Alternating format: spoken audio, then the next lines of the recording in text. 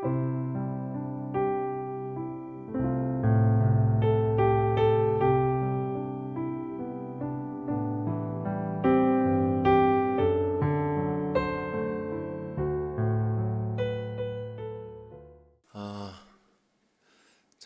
팬데믹이 지났는데도 아직 이렇게 아픈 아이들도 생기고 그런 것 같습니다. 여러분들 날씨도 많이 추워졌는데 건강 조심하시기 바랍니다. 참 팬데믹이 끝나고 꽤 시간이 흘렀지만 이제 우리 몸도 이렇게 고생을 하고 죄송합니다. 여전히 많은 교회들도 어려움을 겪고 있는 것 같습니다. 지난 2023년 말에 발표된 통계에 의하면 팬데믹 이후에 한국 교회의 주요 사역의 회복도가 여전히 코로나 이전의 한 70%선 정도에 머물고 있다고 합니다. 또한 현재 교회에 출석하고 있는 사람들 중에서도 교회 생활은 하지만 신앙 생활은 하지 않는, 그러니까 믿음 없이 그저 교회에 출석만 하는 사람들의 비율도 전체 교회 출석자가 10명이라고 한다면 4명이나 된다고 합니다. 더욱 심각한 것은 교회 안에서 아이들이 급속도로 줄어들고 있다는 사실입니다. 요즘 한국에는 안 그래도 저출산이 심각한 문제인데요. 그래서 지난 2013년과 2023년을 비교를 해보면 학교를 다니는 아이들의 인구가 10년 만에 약 19%가 감소했다고 합니다. 그런데 같은 기간에 교회 학교에 등록된 아이들은 무려 37%가 감소했다는 것이죠. 그러니까 전체적으로 인구가 줄어드는 추세보다 2배 이상으로 급격하게 아이들이 교회에서 사라지고 있는 것입니다. 아이들이 교회에서 사라진다는 것은 곧 교회의 미래가 점점 어두워진다는 것을 의미하는 것이죠. 오늘 우리가 살펴볼 본문은 지금 이 시대와 같이 사람들이 점점 하나님과 멀어지고 신앙이 희미해지는 그런 어두운 시기를 배경으로 하고 있습니다. 사사기를 읽어보신 분들은 아마 아시겠지만 사사기가 그리고 있는 이 시대는 아마 이스라엘의 역사 가운데 영적으로 가장 혼란스럽고 또 무질서한 시기라고 할 수 있을 것입니다. 오늘 본문의 배경이 되는 앞에 1장의 내용을 한번 살펴보면요. 여호수아가 죽은 후에 이스라엘 백성들은 다시금 하나님께서 주신 땅을 차지하기 위해서 정복 전쟁을 개시를 합니다. 그래서 먼저 유다 지파와 시므온 지파가 힘을 합쳐서 기업으로 받은 그 지역들을 점령하기 시작했고요. 그 출발은 꽤 순조로웠죠. 그러나 얼마 가지 않아서 유다와 시므온은 그 철병거를 가진 그 가나안 족속들의 강한 저항에 직면했고 또 그들을 이어서 정복 전쟁에 나섰던 다른 지파들도 연이어 같은 어려움에 봉착하고 말았습니다. 그래서 1장 후반부는 이스라엘 지파들이 가나안 족속들을 쫓아내지 못하고 결국 그들과 함께 거주하게 되었다. 그런 기록으로 마무리되고 있습니다. 하지만 사실 이러한 어려움은요. 이미 하나님께서 그들에게 알려주신 일이었습니다. 하나님께서는 모세가 살아있을 때 신명기 7장에서 가나안 민족들을 내 앞에서 단번에 쫓아내지 않고 조금씩 쫓아낼 것이라 이렇게 말씀하신 바가 있습니다. 이처럼 이스라엘의 정복 전쟁은 결코 단기간에 이루어질 일이 아니었습니다. 그들의 어려움은 이미 예고되어 있었던 것입니다. 하지만 또 하나님께서는 여호수아를 통해서 이르시기를 그들이 철병거를 가진 강한 족속들도 결국 이기게 될 것이라고 말씀하셨습니다. 여호수아 17장 18절은 이렇게 기록합니다. 가나안 족속이 비록 철병거를 가졌고 강할지라도 네가 능히 그를 쫓아내리라 하였더라. 비록 유다 지파가 사사기 1장에서는 철병거를 가지고 있는 족속들을 단번에 쫓아내지 못했지만 그들이 하나님의 약속을 믿고 끝까지 순종한다면 결국 그들을 몰아내게 될 것입니다. 이것이 하나님께서 그들에게 주신 약속이었습니다. 그러나 이스라엘은 이렇게 어려움들이 미리 예견되어 있음에도 불구하고 하나님께서 내리신 명령을 저버리고 말았습니다. 그들은 철병거를 가진 족속들을 몰아내길 포기했고 그들이 이미 정복한 족속들조차 다 쫓아내지 않고 그 땅에 함께 거주하기로 선택했습니다. 그들은 자신들을 애굽에서 인도하여 내신 하나님의 뜻을 따르길 거부하고 자신들의 판단에 따라 자신들이 편한 대로 임의로 행한 것입니다. 이러한 정황이 오늘 본문의 배경입니다. 자, 하나님께서는 이렇게 당신과 맺은 언약에 불순종하면서 세상과 타협하고 있는 이스라엘을 그냥 두지 않으시고요. 당신의 사자를 보내셨습니다. 여기서 재미있는 것은 여호와의 사자가 어디서 갑자기 나타났다거나 하늘에서 내려온 것이 아니라 길갈이라는 곳에서 왔다고 설명하고 있는 것입니다. 자, 그러면 길갈은 어떤 곳인가? 길갈은 이스라엘 백성들이 하나님께서 약속하신 땅에 진입했을 때, 그러니까 가나안 땅에 들어왔을 때 처음으로 진을 치고 머물렀던 장소였고요. 또 요단강을 건너면서 가져온 그 요단강에서 돌 12개를 이스라엘이 가져왔거든요. 그 12개를 세워서 그 길갈이라는 곳에 세워서 하나님이 우리를 여기까지 인도하셨다, 그 사실을 기념한 장소였습니다. 또 광야 생활 동안은 지키지 못했던 할례와 유월절도 처음으로 지켰던 장소이고요. 광야 생활 내내 그들의 양식이 되었던 그 만나의 공급이 중단되었던 장소이기도 합니다. 그러니까 이곳은 이스라엘의 광야 생활이 종결된 곳이자 약속하신 땅에서의 첫 여정이 시작된 곳이기도 했습니다. 그리고 그 여정의 시작은 다름 아닌 정복 전쟁이었죠. 공교롭게도 여호수아 5장을 보면 이곳 길갈에서 여호수아는 여호와의 군대 대장이라고 표현된 존재를 만나게 되는데요. 그는 여호수아에게 이렇게 말합니다. 네 발에서 신을 벗으라. 네가 선 곳은 거룩하리라. 하니 여호수아가 그대로 행하니라. 자, 이 말씀 많이 들어보신 적이 있는 말씀이죠. 그러니까 이전에 모세가 호렙산은 떨기나무에서 하나님이 모세에게 처음 나타나셨을 때 하신 말씀과 같습니다. 즉 여호와의 군대 대장은 마치 여호와 하나님과 같은 권위를 가지고 그 길갈이라는 곳을 거룩한 곳, 즉 하나님께서 계신 곳이라고 칭하고 있는 것입니다. 이 거룩한 곳에서 이스라엘 백성은 하나님의 거룩한 군대가 되어서 그들에게 명하신 이 성스러운 전쟁을 수행해야 했던 것입니다. 그런데 여호수아가 죽고 이스라엘이 그 성스러운 전쟁의 의무를 저버리자 그곳 길갈에서 여호와의 사자가 나타나 이스라엘 모든 민족에게 오늘 본문의 말씀을 전했습니다. 즉 이 말씀은 자신의 본분을 잊어버린 병사들을 향한 군대 대장의 준엄한 책망인 것입니다. 자, 그러면 하나님께서는 무슨 말씀으로 그들을 책망하셨는가? 여호와의 사자가 전한 말씀은 크게 두 가지 내용으로 나눌 수 있는데요. 먼저는 하나님께서 이스라엘에게 행하신 일과 그들과 맺으신 언약을 상기시키는 내용입니다. 자, 여기에 해당하는 부분을 함께 읽어보겠습니다. 자, 같이 읽어볼까요? 시작.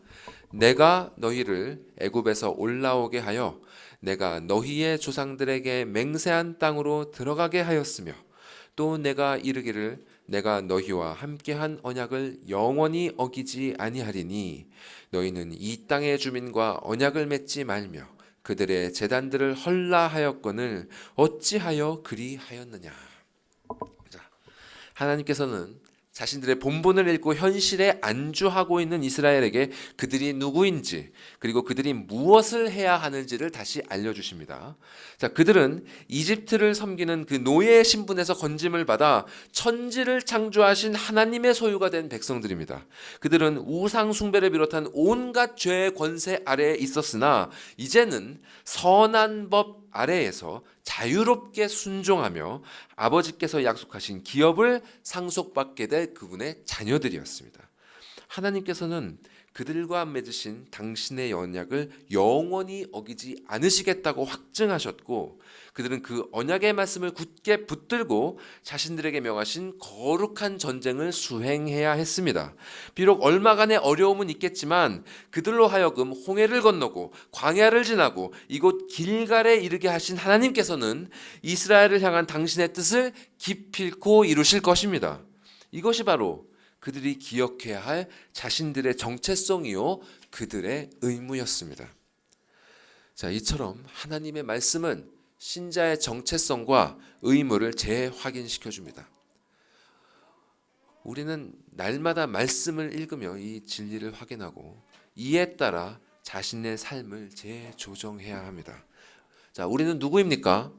우리 역시 이스라엘처럼 죄와 사망의 종이었으나 그리스도의 은혜로 말미암아 해방되어 하나님의 자녀가 된 사람들 아닙니까? 그러면 이제 우리는 무엇을 하면서 살아야 합니까? 죄를 따르는 육신의 생각, 그 옛사람의 흔적을 삶의 모든 영역에서 몰아내고 진리를 따르는 영의 생각, 즉 하나님의 영을 따라 살아가는 새 사람으로서 삶의 모든 영역을 채워 나가야 하는 것입니다. 이것이 바로 모든 참된 신자가 처한 삶의 정황이고 그들이 직면해야 하는 영적 현실인 것입니다. 그러나 안타깝게도 오늘 본문 속의 이스라엘은 그렇지 못했습니다. 그들은 자신들이 누구인지 그리고 자신들이 무엇을 하며 살아가야 하는지 완전히 망각하고 있었습니다. 그래서 하나님께서는 그들을 책망하시며 다음에 말씀을 이어가십니다. 자, 함께 본문 3절 말씀을 읽어볼까요? 위에 3절 말씀 읽겠습니다. 시작. 그러므로 내가 또 말하기를 내가 그들을 너희 앞에서 쫓아내지 아니하리니 그들이 너희 옆구리에 가시가 될 것이며 그들의 신들이 너희에게 올무가 되리라 하였노라. 자, 하나님께서는 이렇게 자신들의 정체성을 잊어버리고 그분의 말씀에 불순종한 이스라엘이 그로 말미암아 어떤 결과를 얻게 될 것인지를 지금 말씀하고 계십니다. 그들은 이제 자신들에게 약속되었던 그 기업을 온전히 얻지 못할 것입니다. 가나안 족속들이 그들의 기업 가운데 함께 거하게 될 것이며 그들의 음란한 우상 숭배가 이스라엘의 영혼을 넘어뜨리는 올무가 될 것입니다. 사실 가나안 족속을 쫓아내지 않은 것은 이스라엘의 선택이었습니다. 그리고 하나님께서 이러한 그들의 선택을 허용하신 것은 그저 임의로 정하신 것이 아니라 그들과 맺으신 언약에 따라 행하신 공의로우신 심판이었습니다. 여러분 보시는 바와 같이 밑에 민수기 33장에서 하나님께서는 이미 그들에게 이렇게 말씀하신 바 있습니다. 너희가 만일 그 땅의 원주민을 너희 앞에서 몰아내지 아니하면 너희가 남겨둔 자들이 너희의 눈에 가시와 너희의 옆구리에 찌르는 것이 되어 너희가 거주하는 땅에서 너희를 괴롭게 할 것이요. 이처럼 하나님께서는 그들이 언약을 지키지 않았을 때 겪게 될 그 결과에 대해서 명백하게 말씀해 주셨습니다. 하나님의 뜻은 영원토록 변함이 없기 때문에 그분께서 하신 진리의 말씀은 결국 1.1획도 땅에 떨어지지 아니하고 다 이루어지게 될 것입니다. 그럼에도 불구하고 어리석은 인간들은 그분의 말씀을 거슬러서 죄를 짓고 살아갑니다. 최초의 사람인 아담도 반드시 죽을 것이라는 경고를 들었음에도 불구하고 금지된 열매를 먹는 죄를 범했던 것처럼 모세로부터 율법을 불순종함에 따르는 저주에 대해서 수없이 경고를 들었던 이스라엘도 결국 가나안에 입성하여 불순종의 죄를 저지르고 말았습니다. 이렇게 그 쓴 결과를 알면서도 우리는 여전히 죄를 지으며 살아갑니다. 이런 것을 보면 사람은 전적으로 타락한 상태에 있다는 교리가 참된 진리임을 여실히 느끼게 됩니다. 자, 그러면 본문 속에서 이스라엘이 저지른 그 불순종의 죄는 무엇인가? 하나님께서는 그들의 죄를 크게 두 가지 면에서 지적하고 계시는데요. 하나는 이스라엘이 그 땅의 족속들을 진멸하거나 쫓아내지 않고 오히려 그들과 언약을 맺었다는 것이고, 또 다른 하나는 그들이 우상 숭배를 행하는 제단을 헐어버리지 않았다는 것입니다. 자, 먼저 이스라엘이 그 땅의 족속들과 언약을 맺었다는 것이 무슨 뜻이냐? 그들이 가나안 족속들을 그들과 함께 하나님의 기업에 거주할 자들로 인정했다는 것입니다. 그러나 그들에게 주신 하나님의 기업은 어떤 땅이죠? 여호와의 군대의 대장이 말씀한 것처럼 하나님께서 그분의 백성들과 함께 거주하시게 될 거룩한 땅이었습니다. 그러니 그들은 하나님께서 그분과 함께 거하시게 될 그 땅을 정결하게 해야 할 그런 의무가 있었습니다. 그러나 그들은 오히려 하나님과의 언약을 파괴하고 그들이 진멸해야 할 족속들과 언약을 맺으며 그들과 함께 거주하기를 선택했던 것입니다. 게다가 이스라엘은 가나안 족속들의 제단을 헐어버리지도 않았죠. 제단을 헐지 않았다는 사실은 그들의 우상 숭배 행위를 방치했을 뿐 아니라 적극적으로 동조했음을 가리킵니다. 사실 가나안 족속들은 오래전부터 하나님의 심판을 받기로 예정된 자들이었습니다. 성경을 보신 분들은 아시겠지만 그들은 우상 숭배와 더불어서 온갖 음란한 행위들을 저질렀고 심지어 어린아이들을 제물로 바치는 그런 가증한 풍습을 가진 자들이었습니다. 그러므로 이스라엘이 가나안 족속들을 향해서 벌이는 그 정복 전쟁은 그저 그들이 하나님께 약속받은 땅을 차지하려는 것만이 아니라 그 땅을 죄로 더럽히며 살아온 자들에 대한 하나님의 공의로우신 심판을 대리하는 성격이 있었던 것입니다. 그러나 타락한 이스라엘 사람들 중에 상당수가 그 땅에서 하나님의 의로우심을 나타내는 것이 아니라 오히려 가나안 족속들의 가증한 행위를 따라서 그들의 신을 섬기는 음란한 행위에 가담했던 것입니다. 이러한 이스라엘의 타락에 대하여 하나님께서는 당신이 그들과 언약하신 대로 공의롭게 행하셨습니다. 가나안 주민들이 그들의 옆구리에 가시가 되도록 하셨고 가나안 신들이 그들의 올무가 되도록 하셨습니다. 실로 이스라엘의 우상 숭배는 이 사사기 시대뿐만 아니라 그 후에 이어질 다윗과 솔로몬의 그 찬란했던 시대를 뛰어넘어서 고대 이스라엘 왕국이 남북으로 분열되고 멸망하기까지 수백 년간 끊임없이 이어졌습니다. 수많은 선지자들이 전하길 모든 우상을 버리고 오직 여호와만을 섬기라고 그토록 애타게 외쳤음에도 불구하고 그들은 그들과 함께 거주하는 그 음란한 족속들과 함께 그들의 가증한 행위에 참여하기를 멈추지 않았던 것입니다. 이러한 이스라엘의 모습은 현재 우리의 모습을 반영합니다. 이스라엘 가운데 가나안 족속이 남아 있었던 것처럼 오늘날 교회 가운데에도 알곡과 가라지가 함께 머물고 있습니다. 또한 참된 신자 안에는 말씀과 성령으로 거듭났지만 여전히 그 안에 육신의 정욕을 따르려는 옛사람이 남아 있습니다. 매일매일 이 옛사람을 죽이지 않으면 우리의 영혼은 어느새 옛사람으로부터 나온 이 육신의 생각에 사로잡혀서 죄의 올무에 걸려 넘어지게 됩니다. 그래서 우리는 사도 바울과 같이 오라 나는 곤고한 사람이로다 이 사망의 몸에서 누가 나를 건져내라 이렇게 탄식할 수밖에 없는 것입니다. 그러나 지금까지 여러분 말씀을 보신 것처럼 우리는 이러한 현실에 대해서 하나님을 원망할 수 없습니다. 왜냐하면 이는 하나님과 우리 사이에 맺어진 언약에 따라 그분께서 공의롭게 행하신 일이기 때문입니다. 세상 사람들은 하나님이 정말 계시다면 왜 이 세상은 여전히 죄악으로 인해 고통을 받는가라고 항변을 하죠. 그러나 그들은 그 이유가 순전히 자기 자신들 때문임을 도무지 알지 못합니다. 왜 이 세상에 악이 있는가 하면 그것은 바로 사람이 스스로 그 죄악을 끌어안고 있기 때문입니다. 왜 우리가 반복되는 죄에서 벗어나지 못하는가 하면 우리의 영혼이 그 죄와 언약을 맺고 그 죄와 함께 거주하고 있기 때문입니다.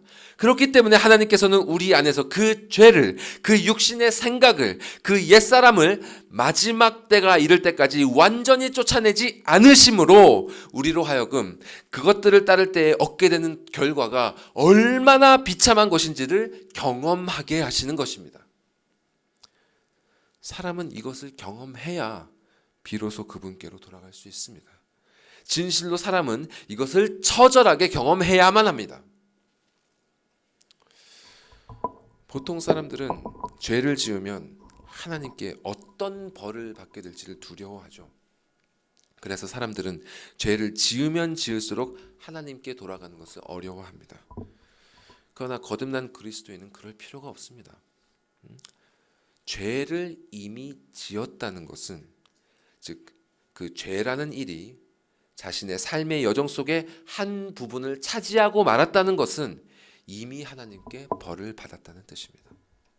더 나아가 그러한 죄가 자신의 삶에 일어났음을 깨달았다는 것은 이미 하나님의 언약에 따라 그분의 다루심을 받고 있다는 증거입니다. 죄를 죄로 인식했다는 것 자체가 은혜 아래에 있다는 증거인 것입니다. 그러므로 거듭난 그리스도인은 자신의 죄를 깨달았을 때 최초의 사람들처럼 아담과 하와처럼 하나님의 낯을 피하여 숨는 것이 아니라 자신의 잘못을 깨달은 탕자처럼 아버지께로 돌아가 그분께 안겨야 합니다. 그것은 때때로 정말 쉽지 않은 일이지만 하나님의 자녀라면 반드시 그렇게 해야만 합니다. 그것이 바로 우리 아버지가 원하시는 일이고 우리가 죄의 올무에서 벗어날 수 있는 유일한 길인 것입니다. 다행스럽게도 오늘 본문의 이스라엘은 자신들의 죄를 지적하시는 하나님의 말씀을 듣고 그분께로 돌이켰던 것 같습니다. 본문 4절과 5절 말씀을 함께 읽어볼까요? 자, 같이 읽겠습니다. 시작. 여호와의 사자가 이스라엘 모든 자손에게 이 말씀을 이르매 백성이 소리를 높여 운지라. 그러므로 그것을 이름하여 보김이라 하고 그들이 거기서 여호와께 제사를 드렸더라. 자, 이스라엘 백성들은 여호와의 사자가 전한 하나님의 말씀을 듣고 소리 높여 울었습니다. 앞서 말씀드린 바와 같이 이렇게 죄를 깨닫고 슬퍼할 수 있다는 것 자체가 실로 은혜요, 축복이죠. 얼마나 많은 사람들이 스스로를 크리스천이라고 여김에도 불구하고 이러한 은혜로부터 제외되어 있는지 모릅니다. 하나님의 말씀을 매주 듣고 또 읽고 있으면서도 들을 귀가 없고 볼 눈이 없는 자는 자신들의 허물을 깨닫지 못합니다. 그러나 성경에서 드러나는 하나님의 자녀들은 한결같이 그들의 죄를 지적하는 진리의 말씀 앞에서 애통할 줄 알았습니다. 여기에는 그 어떤 예외도 없습니다. 밧세바를 범한 다윗이 나단 선지자의 책망을 듣고 얼마나 애통했습니까? 오순절 성령께서 강림하신 날 베드로의 설교를 들은 자들은 형제들아 우리가 어찌할꼬 하면서 탄식하지 않았습니까? 이렇게 말씀을 통해 자신의 죄를 깨닫고 애통할 줄 안다는 것은 그가 곧 거듭난 사람이라는 강력한 증거가 됩니다. 그래서 예수님께서도 심령이 가난한 자는 복이 있나니 천국이 저희의 것이며 애통하는 자는 복이 있나니 저희가 위로를 받을 것임이라 말씀하셨던 것입니다.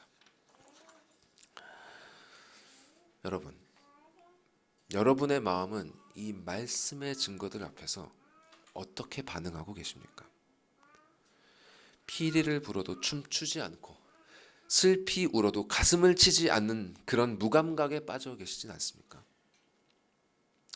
여호와의 사자가 이스라엘에게 전한 말씀이 그들의 영적인 상태를 드러낸 것과 같이 우리에게 주신 하나님의 기록된 말씀은 우리가 그분 앞에서 무슨 짓을 저지르며 살아가고 있는지를 적나라하게 드러냅니다. 실로 말씀의 빛 앞에서 드러나지 않을 것은 하나도 없습니다. 그 빛 아래에서 온 세상 앞에서 자신의 모든 것이 드러난다면 여러분은 어떤 마음이 되실 것 같습니까? 실로 사람이 제 정신이라면요, 미친 것이 아니라면요, 사람은 하나님의 엄중한 말씀 앞에서 그저 가슴을 치며 슬퍼할 수밖에 없는 것입니다.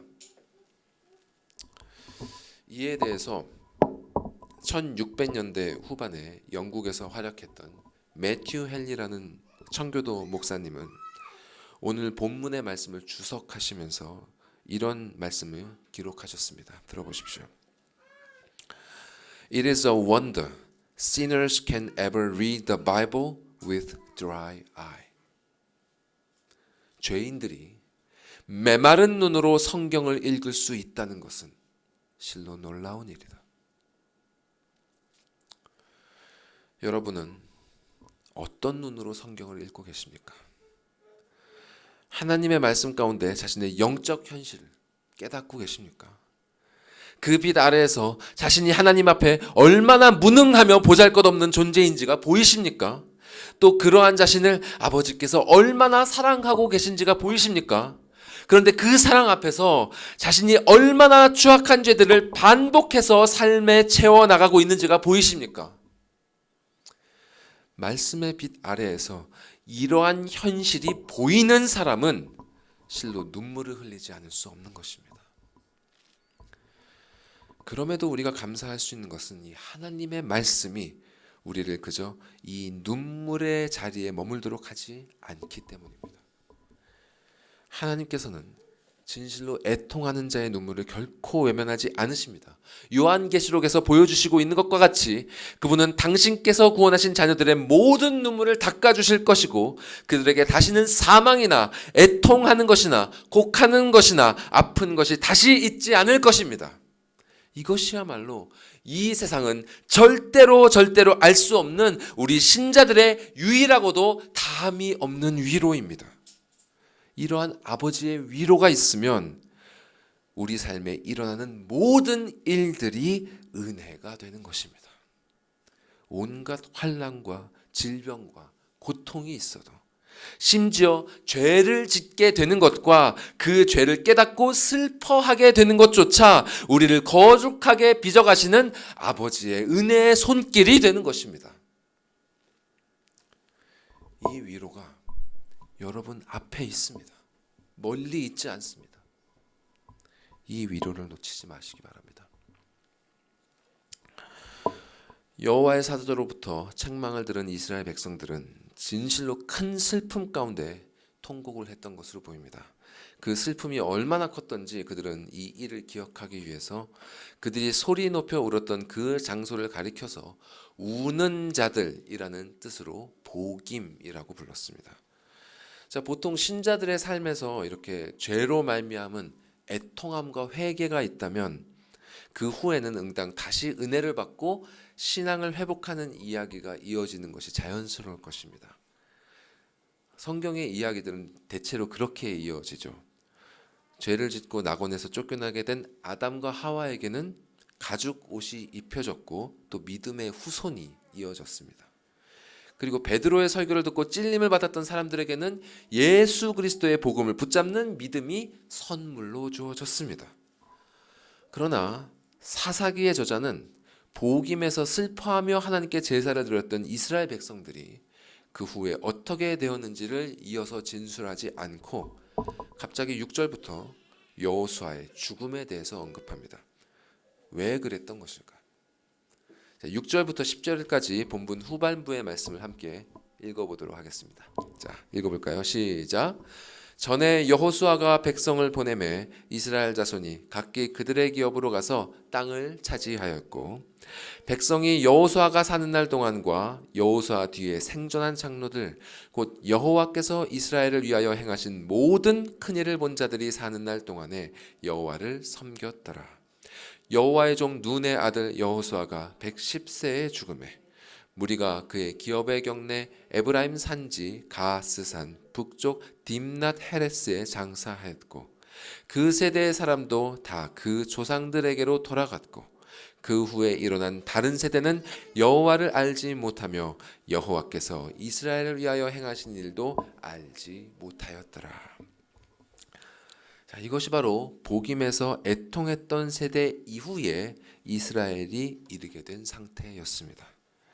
여호수아를 알던 세대, 그리고 여호수아와 함께 활동했던 장로들의 지도 아래에 있던 세대는 비록 하나님의 명령에는 불순종했지만 그러한 불순종을 책망하는 말씀을 듣고 슬퍼할 줄 아는 세대였습니다.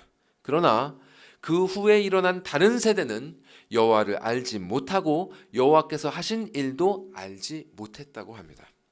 자, 여기서 여호와를 알지 못한다 함은 그분과의 인격적인 관계가 전혀 없다는 뜻이고, 여호와께서 하신 일도 알지 못한다 함은 그분께서 하신 일에 대한 역사적인 지식조차도 전혀 없다는 뜻입니다.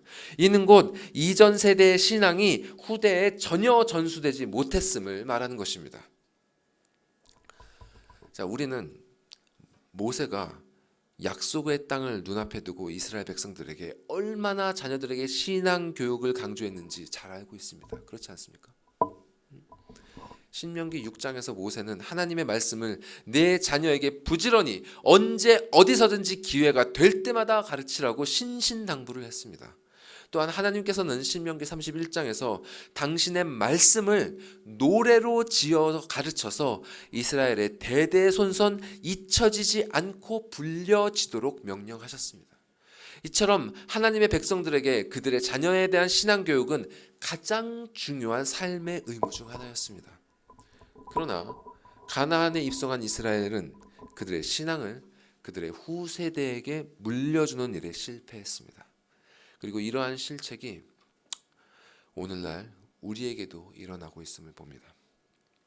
앞서 언급했다시피 현재 많은 교회들이 그 이전에는 겪어보지 못했던 급격한 축소를 경험하고 있습니다. 여러 교단들이 이러한 위기를 극복하기 위해 여러 가지 연구를 하며 대책을 내놓고 있지만 그런 대책들은 대부분 방법론에 치중되어 있으며 문제의 본질을 다루고 있지 못합니다. 자, 여러분, 믿음의 가정에서 자라난 자녀들이 10대가 되고 성인이 되면서 신앙을 버리는 이유가 무엇입니까? 그들이 어렸을 때부터 배우고 들어온 하나님을 떠나는 근본적인 이유가 도대체 무엇이겠습니까? 그것은 바로 그들이 거듭나지 않았기 때문입니다. 교회가 새로운 세대의 변화를 읽어내지 못했다, 그들에게 적합한 컨텐츠들을 개발하지 못했다 등등의 이야기들이 나오고 있습니다만 이런 것들은 모두 곁가지에 불과합니다. 가장 본질적인 문제는 바로 거듭남에 있습니다. 그렇다면 거듭남은 어떻게 일어납니까? 우리가 성경에서 분명하게 확인할 수 있는 것처럼 거듭남은 오직 말씀으로 일어납니다. 사도 베드로가 기록한 바와 같이 신자들이 거듭나는 것은 살아있고 항상 있는 하나님의 말씀으로 되는 것입니다. 물론 하나님의 절대 주권 아래에서 그분의 섭리에 따라 이 모든 일들이 일어납니다만 말씀으로만 사람이 거듭난다는 것이 참된 진리라면 신앙이 후세대에 전수되지 못하는 까닭은 우리 인간의 시각에서 볼 때 오직 한 가지 이유밖에 없습니다. 바로 교회에서 또 가정에서 살아있고 항상 있는 하나님의 말씀인 그리스도의 복음을 제대로 가르치지 않기 때문에 거듭남의 은혜가 후대로 이어지지 못하는 것입니다. 우리는 지금 우리에게 일어나고 있는 현실과 하나님의 말씀 앞에서 정직해야 합니다. 사람들은 교회를 떠나고 있죠. 그리고 아이들은 신앙을 버리고 있습니다. 이것이 현실입니다. 이러한 때 우리는 우리의 모습을 돌아봐야 합니다. 교회에서 하나님의 말씀이 가감없이 온전하게 선포되고 있는지, 모임에서 또한 가정에서 성경의 진리가 제대로 가르쳐지고 있는지 우리는 되짚어 보아야 합니다. 말씀을 통해 거듭남이 일어나야 하고 진리를 통해 성화가 일어나야 합니다. 우리의 미래가 오롯이 여기에 달려 있는 것입니다. 오늘 본문 속의 이스라엘은 안타깝게도 말씀을 후대에 가르치지 않은 것 같습니다. 그들은 모세가 그토록 간절히 부탁했던 하나님의 진리를 자녀들에게 가르치지 않았습니다. 여호수아와 장로들이 살아있을 때에는 아마 새로운 세대들이 그들을 따라 함께 제사도 드리고 율법을 지키기도 했을 것입니다. 그러나 이전 세대가 점점 세상을 떠나감에 따라 그들이 지켰던 진리의 가르침도 점점 잊혀지게 되었고, 그렇게 살아있는 생명의 말씀이 끊어지면서 새로운 영혼이 잉태되는 거듭남의 은혜도 점점 희귀해지게 되었던 것입니다.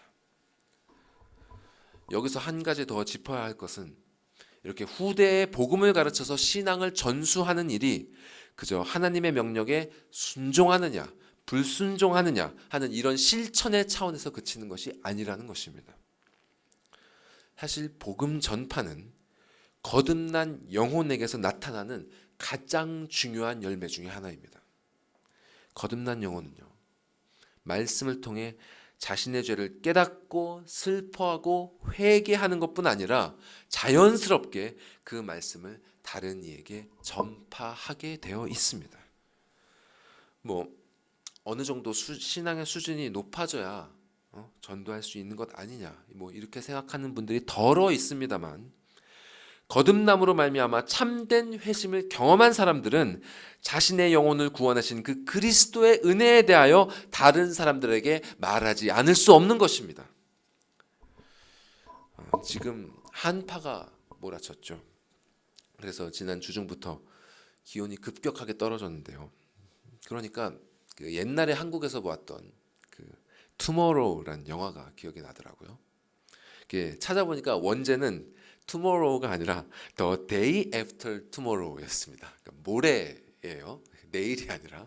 근데 한국에서는 그냥 이제 tomorrow라고 개봉을 했는데, 보신 분들은 아시겠지만 그 영화는 지구 온난화로 말미암아 발생한 급격한 기후 변화 때문에 엄청난 한파가 북극으로부터 몰아쳐서 이 캐나다는 말할 것도 없고 미국까지 거의 국가가 소멸할 정도로 극심한 피해를 입는 상황을 그리고 있습니다.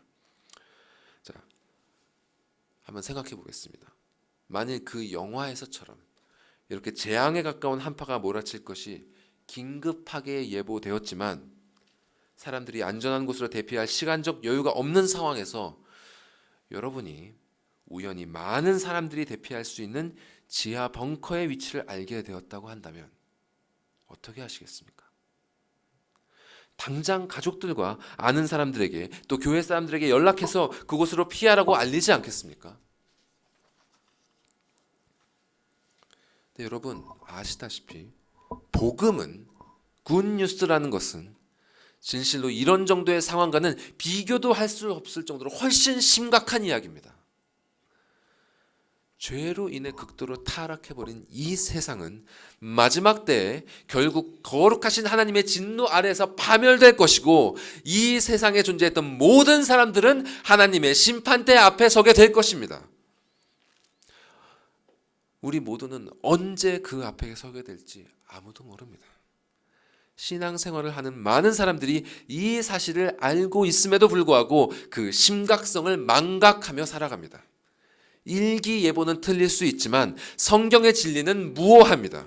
사람의 영혼이 죽음 이후에 하나님의 심판을 받게 된다는 것은 그 누구도 피해갈 수 없는 엄연한 현실입니다. 거듭난 영혼은 이 현실을 절대로 외면할 수 없기 때문에 이러한 심판으로부터 구원을 받을 수 있는 유일한 길인 예수 그리스도의 복음을 전하지 않을 수 없는 것입니다. 이것이 바로 성경이 한결같이 증거하는 거듭난 사람들의 모습입니다. 요한복음 4장에서 예수님이 메시아이심을 깨달은 사마리아 여인은 원래 사람들의 눈을 피해서 땡볕이 내려지는 한낮에 몰래 물을 기르려 나왔었습니다. 그러나 예수님이 메시아이심을 알게 되자 자신의 부끄러움도 잃은 채 마을로 달려가지 않을 수 없었습니다. 또한 예수 믿는 자들을 잡아 죽이려고 다메섹으로 달려가던 사울은 그분을 만나고 그분이 바로 하나님의 아들이심을 깨닫게 되자 즉시로 각 회당에서 예수가 하나님의 아들이심을 전파하기 시작했습니다. 그들은 오랫동안 신앙생활을 하다가 연륜이 쌓이고 경험이 쌓이고 지식이 쌓여서 비로소 복음을 전파한 것이 아니라 이제 막 거듭난 어린아이와 같은 상태에서도 즉시 세상을 향해 그리스도를 말하지 않을 수 없었던 것입니다. 복음 전파는 이렇게 실로 거듭남에 부인할 수 없는 증거입니다.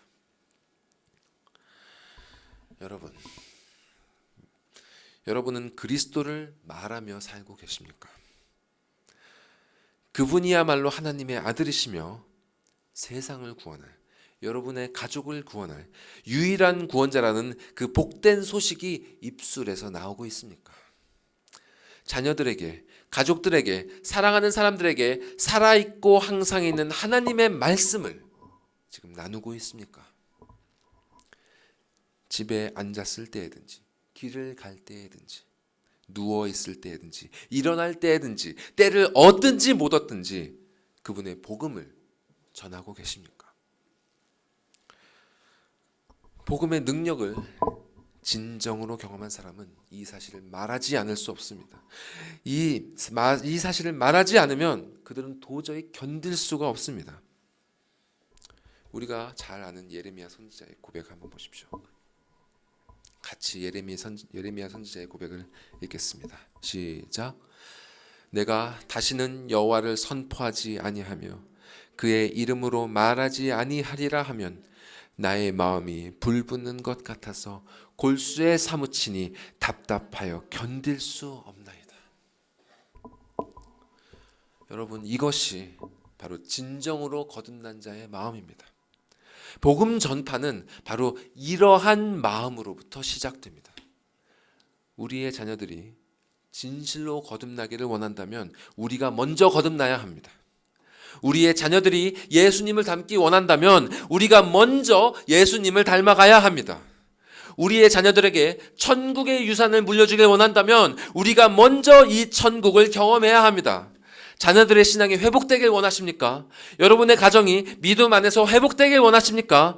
이 땅 위의 교회가 다시 회복되길 원하십니까? 그렇다면 여러분의 신앙을 먼저 회복하시기 바랍니다. 신앙의 회복은 오직 말씀을 통해 일어납니다. 거듭남도 말씀을 통해서 일어나고, 회심도 말씀을 통해서 일어나고, 칭의도, 양자도, 성화도, 견인도 모두 말씀을 통해서 일어납니다. 여러분, 부디 말씀 안에서 복음의 능력을 경험하시고 그 사실을, 그 진리를 사랑하는 사람들에게 알려주십시오. 신실하신 하나님께서는 자녀들과 맺으신 당신의 언약을 반드시 지키실 것이고 그들의 어려움을 결코 외면하지 않으실 것입니다. 오직 그분 안에서, 오직 그분의 말씀 안에서 위로를 얻으시고 소망을 누리시기 바랍니다. 오늘 본문에서는 안타깝게도 이와 같은 회복이 일어나지 않았습니다. 가나안에 입성한 이스라엘 민족은 모세가 전해준 말씀을 통해 자신들의 신앙을 돌보지도 않았고 후대에 그들의 신앙을 전수하는 일에도 실패했습니다. 결국 여호와를 알지 못하는 세대가 출현해서 각기 자기의 소견에 옳은 대로 행하면서 온갖 혼란과 무질서를 초래했고 이스라엘은 그들이 일찍이 멸망시켜야 했었던 가나안 족속들과 전혀 다를 바 없는 상태에 이르도록 점점 타락하고 말았습니다. 그러나 우리는 이것이 이야기의 끝이 아님을 알고 있습니다. 하나님께서는 당신께서 택하신 자녀들을 구원하시기 위해 사사들을 보내셨고 선지자들을 보내셨고 때가 참에 당신의 아들이신 예수 그리스도를 보내사 마침내 구원의 역사를 이루어내셨습니다. 이제는 성령 하나님을 보내사 복음의 말씀으로 예정하신 모든 자녀들을 하나도 빠짐없이 당신의 나라로 인도하고 계십니다. 이는 그분께서 임의로 행하시는 것이 아니라 우리와 맺으신 언약에 따라 신실하게 당신의 뜻을 펼치고 계심입니다. 그렇기에 우리는 이 언약 아래에서 소망을 얻고 이 언약을 바라보며 위로를 얻을 수 있는 것입니다. 마지막으로 이사야 선지자를 통해서 주신 그 언약의 말씀을 같이 읽으면서 설교를 맺고자 합니다. 부디 이 말씀의 은혜가 우리 가정과 우리의 교회에서 영원토록 떠나지 않기를 간절히 소망합니다. 자, 같이 말씀 읽겠습니다. 시작. 여호와께서 이르시되 내가 그들과 세운 나의 언약이 이러하니 곧 네 위에 있는 나의 영과 내 입에 둔 나의 말이 이제부터 영원하도록 내 입에서와 내 후손의 입에서와 내 후손의 후손의 입에서 떠나지 아니하리라 하시니라. 여호와의 말씀이니라. 아멘.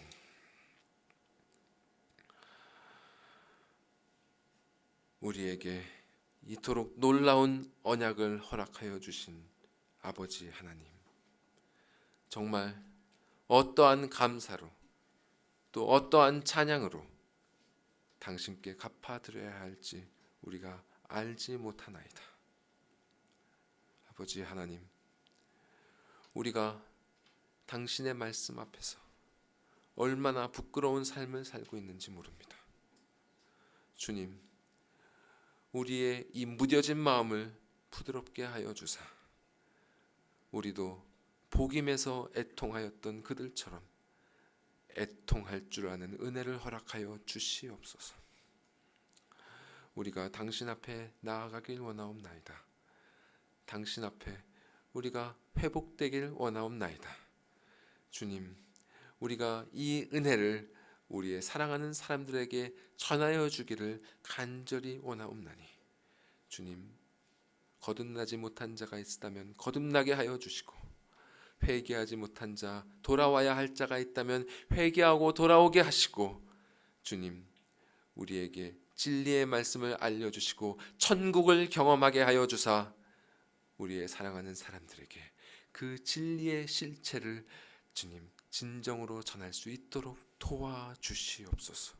우리의 어리석은 마음 주님 지혜롭게 하여 주시고 두려워하는 마음 담대하게 하여 주시고 이 둔해진 입술을 열어주사 이 입술로 담대하게 기쁨으로 당신의 복음을 전하게 하여 주시옵소서. 그리하여서 이 은혜가 우리의 후손과 우리의 후손의 후손에게로 온전히 전해지기를 간절히 바라옵고 소원하옵나이다. 이 모든 말씀 우리를 구원하신 주 예수 그리스도의 이름으로 기도드리옵나이다. 아멘.